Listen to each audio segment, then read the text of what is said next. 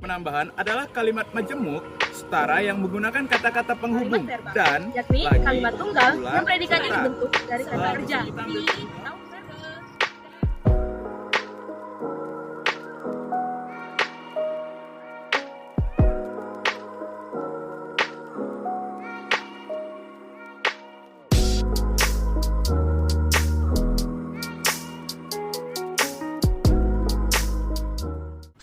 Sintaks adalah bagian dari tata bahasa yang membicarakan kaidah kombinasi kata menjadi satuan gramatik yang lebih besar, berupa frase, klausa, dan kalimat, serta penempatan morfem-morfem suprasegmental atau intonasi sesuai dengan struktur semantik yang diinginkan oleh pembicara sebagai dasarnya. Baiklah teman-teman, dalam video ini kami akan memaparkan mengenai frasa, klausa, dan kalimat dalam bahasa Indonesia. Baiklah, kita akan masuk ke dalam frasa. Frasa atau frasi adalah gabungan dari dua kata atau lebih yang membentuk satu kesatuan dan bersifat non-predikatif. Artinya mengisi salah satu fungsi sintaksis yaitu subjek, objek, keterangan, dan pelengkap. Contohnya ada frasa besok lusa dan di depan. Nah, jika kita masukkan ke dalam kalimat yang berarti besok lusa aku kembali, terdiri dari keterangan, subjek, dan pelengkap. Lalu, Bu Guru berdiri di depan yang terdiri dari subjek, pelengkap, dan keterangan. Frase dibagi menjadi dua. Yang pertama yaitu frase endosentris yang merupakan frase yang distribusi unsur-unsurnya setara di dalam kalimat. Dalam frase endosentris ini, kedudukan frase ini dalam fungsi tertentu dapat digantikan oleh unsurnya. Frase endosentris dibagi menjadi tiga. Yang pertama, endosentris koordinatif, yakni frase yang unsur-unsurnya setara sehingga dapat dihubungkan dengan kata dan kata atau. Contohnya adalah rumah pekarangan, kakek nenek, dan suami istri. Selanjutnya yang kedua, fase endosentris, yaitu endosentris atributif, yakni frase yang unsur-unsurnya tidak setara sehingga tidak dapat disisipkan kata dan kata atau. Contohnya di sini adalah buku baru, sedang belajar, dan belum mengajar.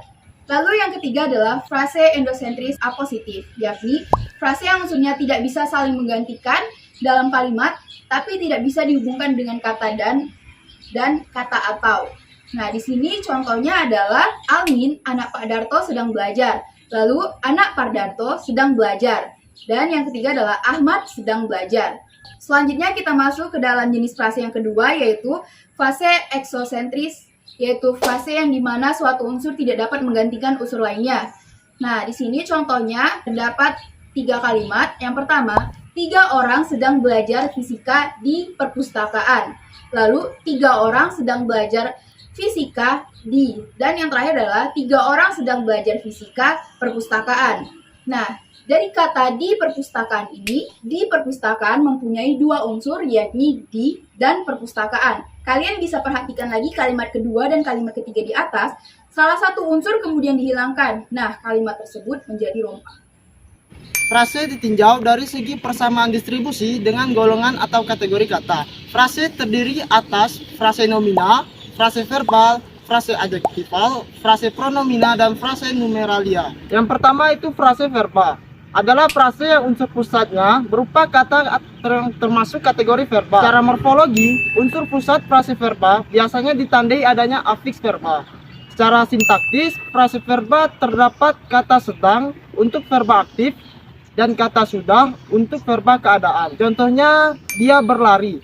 Secara morfologi, kata berlari terdapat afiks ber, dan secara sintaktis dapat diberi kata sedang yang menunjukkan verba aktif. Yang kedua, frasa nomina, yaitu frasa yang unsur pusatnya berupa kata yang termasuk kategori nomina. Unsur pusat frasa nomina itu berupa yang pertama, nomina sebenarnya.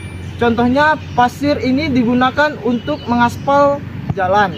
Yang kedua, pronomina. Contohnya, dia itu musuh saya. Yang ketiga, nama.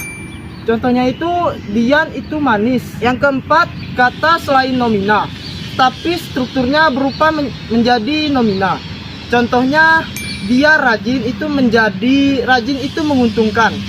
Yang ketiga, frase adjektiva adalah satuan gramatik yang terdiri atas dua kata atau lebih, sedang intinya adalah adjektival atau sifat.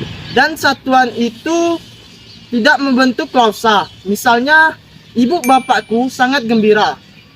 Frase adjektif, unsur pusatnya berupa kata yang termasuk kategori adjektiva. Unsur pusatnya dapat diberi kata affixter, sangat, paling agak, alangkahnya, dan senya. Frasa adjektiva biasanya menduduki fungsi predikat. Contohnya, rumahnya besar. Pada kalimat besar, biasanya digunakan afiks sangat atau ter. Keempat, frasa pronomina adalah dua kata atau lebih yang intinya hanya menduduki satu fungsi dalam kalimat. Misalnya, saya sendiri akan pergi ke pasar. Yang kelima, frasa numeralia, yaitu frasa yang termasuk kategori numeralia, yaitu kata-kata yang secara sistematis menyatakan bilangan atau jumlah tertentu. Misalnya, 2 ekor, 2 buah, 5 biji. Klausa adalah penggabungan kata yang terdiri atas subjek dan predikat. Klausa biasanya dilengkapi menggunakan objek, pelengkap, dan keterangan. Klausa lebih lengkap dibandingkan dengan frasa, tetapi klausa belum menjadi sebuah kalimat karena tidak mempunyai intonasi akhir. Secara umum, klausa itu sendiri dapat dibedakan menjadi dua unsur, yakni unsur inti dan tidak inti. Unsur inti klausa ada subjek dan predikat, sedangkan unsur bukan inti klausa ada objek, pelengkap, dan keterangan. Jenis-jenis klausa ada 4, yaitu berdasarkan fungsinya, struktur, kelengkapan unsurnya, dan kata negatifnya. Jenis klausa berdasarkan strukturnya dibagi menjadi 2 jenis, yaitu klausa bebas dan klausa terikat. Yang pertama, klausa bebas. Klausa bebas mempunyai unsur-unsur yang lengkap sehingga memiliki kemungkinan untuk menjadi kalimat utama, yaitu kalimat yang mempunyai subjek dan predikat. Klausa jenis ini dapat berdiri sendiri dan tidak menggunakan konjungsi. Contohnya, Agung bermain. Yang kedua, klausa terikat. Klausa terikat disebut juga sebagai anak kalimat. Klausa terikat seringkali tidak memiliki subjek maupun predikat. Klausa ini dapat ditandai dengan adanya penggunaan konjungsi dalam kalimatnya. Contoh, ibu pergi ke pasar. Jenis klausa yang kedua yaitu berdasarkan kelengkapan unsurnya. Berdasarkan kelengkapan unsurnya, klausa dibagi menjadi 2, yakni klausa lengkap dan tidak lengkap. Klausa lengkap dapat dilihat dari kelengkapan sebuah unsur subjek dan predikat. Subjek di awal disebut dengan klausa lengkap susun biasa, dan jika subjek berada di belakang predikat, maka disebut klausa lengkap susun balik atau inversi. Contoh dari klausa lengkap yaitu ibu memasak, di mana ibu sebagai subjek dan memasak sebagai predikat. Sedangkan klausa tidak lengkap berkebalikan dengan klausa lengkap. Klausa tidak lengkap dapat diamati dengan ketidaklengkapan unsur yang menyusunnya, alias klausa ini hanya terdiri dari unsur predikat tanpa subjek. Contoh dari klausa tidak lengkap yaitu sedang membuat kue, di mana dalam contoh ini hanya ada predikat saja, tidak ada subjek di dalamnya. Jenis klausa yang ketiga yaitu berdasarkan kata negatifnya. Berdasarkan kata negatifnya, jenis klausa ini dibagi menjadi 2 macam juga, yaitu klausa negatif itu sendiri dan klausa positif. Klausa negatif yaitu klausa yang punya kata negatif seperti tidak, bukan, dan jangan. Di sini dapat kita lihat contoh dari klausa negatif. Mobil tidak dipakai oleh paman, di mana mobil sebagai subjek dan tidak sebagai predikat sekaligus kata negatif. Klausa positif ialah klausa yang tidak memiliki kata negatif sehingga predikatnya bersifat positif. Contohnya, kami sudah menjadi anggota. Kami sebagai subjek dan menjadi anggota sebagai predikat. Kenapa contoh ini merupakan klausa positif? Karena tidak ada kata-kata negatif seperti tidak, bukan, dan jangan. Yang keempat yaitu jenis klausa berdasarkan unsur yang menjadi predikat. Berdasarkan unsur yang menjadi predikat, klausa dibagi menjadi 4 macam, yaitu klausa verbal, nominal, adjektiva, dan klausa preposisional. Yang pertama, klausa verbal. Klausa verbal adalah klausa yang predikatnya berkategori kata kerja. Contohnya seperti petani mengerjakan sawahnya dengan tekun. Petani adalah subjeknya, mengerjakan sawahnya adalah predikat, dengan tekun adalah keterangan. Yang kedua yaitu klausa nominal. Klausa nominal merupakan klausa di mana predikatnya termasuk kata benda ataupun frasa nomina. Contohnya seperti staf ahli bidang meteorologi. Staf ahli adalah subjek, bidang meteorologi adalah predikat yang berupa kata benda. Ketiga yaitu klausa adjektiva. Dalam jenis klausa adjektiva ini, predikat berkedudukan sebagai kata keadaan.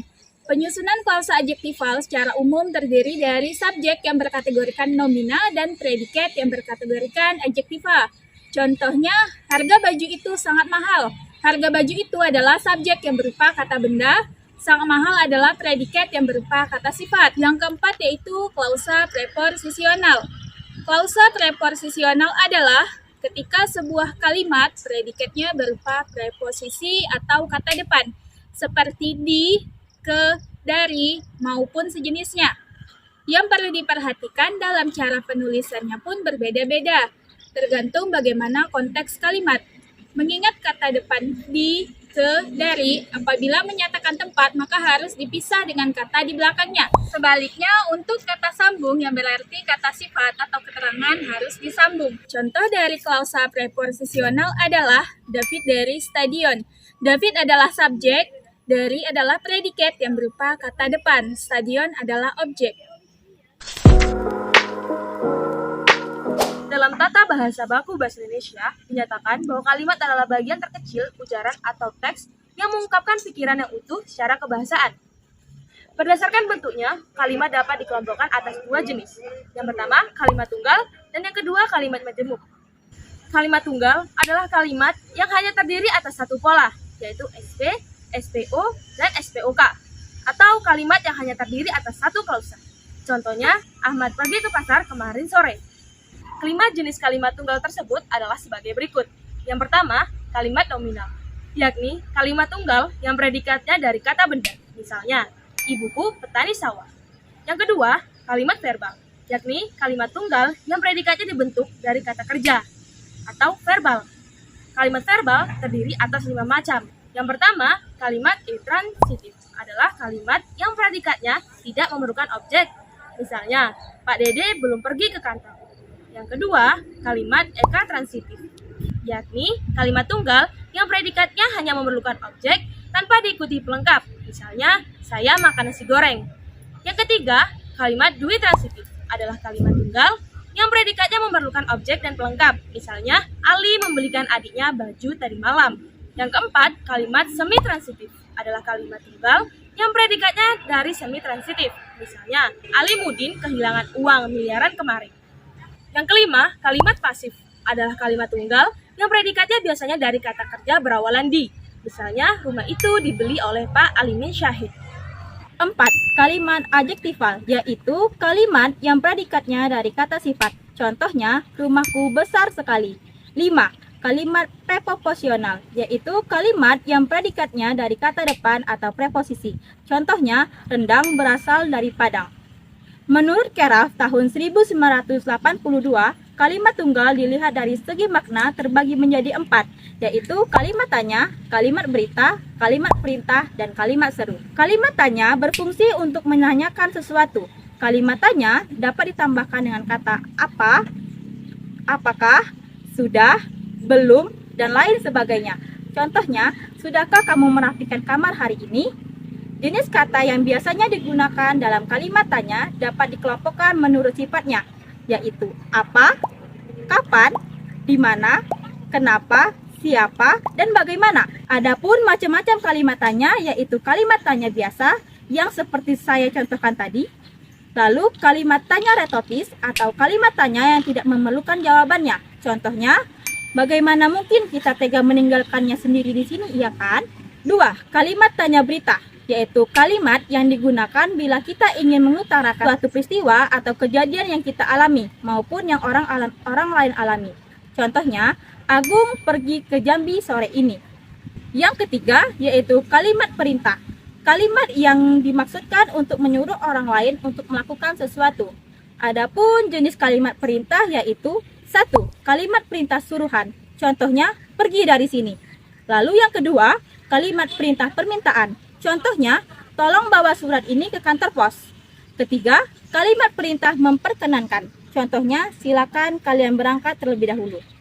Keempat, kalimat perintah ajakan. Mari kita istirahat terlebih dahulu. Kelima, kalimat perintah larangan, jangan pergi ke sana. Keenam, kalimat perintah bujukan, contohnya, tidurlah, ibu akan menjagamu sampai terlelap. Ketujuh, kalimat perintah harapan, contohnya, semoga kalian sehat selalu. Lalu yang terakhir, kalimat seru adalah kalimat yang mengungkapkan perasaan seseorang. Contohnya, sungguh cantik paras anak tersebut. Kalimat majemuk. Kalimat majemuk adalah kalimat yang di dalamnya terdapat lebih dari satu pola kalimat, misalnya SP plus SP atau SPO plus FPO, atau kalimat yang di dalamnya terdapat induk kalimat atau diterangkan dan anak kalimat yakni menerangkan. Kalimat majemuk menurut Keraf tahun 1982 terdiri atas 3, yakni kalimat majemuk setara, yang kedua kalimat majemuk bertingkat, dan yang ketiga kalimat majemuk campuran. Kalimat majemuk setara terbagi atas 4 jenis, yakni kalimat majemuk setara penambahan, yang kedua kalimat majemuk setara pemilihan, yang ketiga kalimat majemuk setara perlawanan, dan yang terakhir adalah kalimat majemuk setara sebab. Pertama, kalimat majemuk setara penambahan adalah kalimat majemuk setara yang menggunakan kata-kata penghubung dan, lagi, pula, serta. Bisa kita ambil contoh, Adi belajar IPS dan Erni belajar IPA. Yang kedua, kalimat majemuk setara pemilihan adalah kalimat majemuk setara yang menggunakan kata-kata penghubung atau baik. Misalnya, engkau mau pergi ke Jakarta atau mau pergi ke Semarang. Ketiga adalah kalimat majemuk setara perlawanan, adalah kalimat majemuk setara yang menggunakan kata penghubung tetapi, namun, padahal. Bisa kita ambil contoh, dia mau belajar tetapi diberi hadiah dulu. Atau yang terakhir adalah kalimat majemuk setara sebab akibat, adalah kalimat majemuk setara yang menggunakan kata penghubung sebab, karena, berhubung, akibat. Misalnya, saya tidak pergi karena saya sedang sakit. Saya akan membahas kalimat majemuk bertingkat, kalimat yang terdiri atas 2 pola kalimat atau lebih. Satu sebagai induk kalimat dan satu sebagai anak kalimat. Kalimat majemuk bertingkat merupakan kalimat tunggal yang bagian-bagiannya diperluas sehingga perluasan itu membentuk satu atau beberapa pola kalimat baru. Selain pola-pola yang sudah ada, misalnya, rumah kami kosong waktu pencuri masuk. Selanjutnya, saya akan membahas tentang kalimat majemuk campuran, yakni kalimat yang terdiri atas sebuah pola atasan dan sekurang-kurangnya 2 pola bawahan, atau sekurang-kurangnya 2 pola atasan dan 1 atau lebih pola bawahan, menurut Keraf 1981. Misalnya, Universitas Negeri Makassar telah melaksanakan seminar nasional dengan dihadiri Menteri Pendidikan Nasional, Gubernur Sulawesi Selatan, pejabat tinggi lainnya, serta pecinta pendidikan di kota Makassar dan sekitarnya.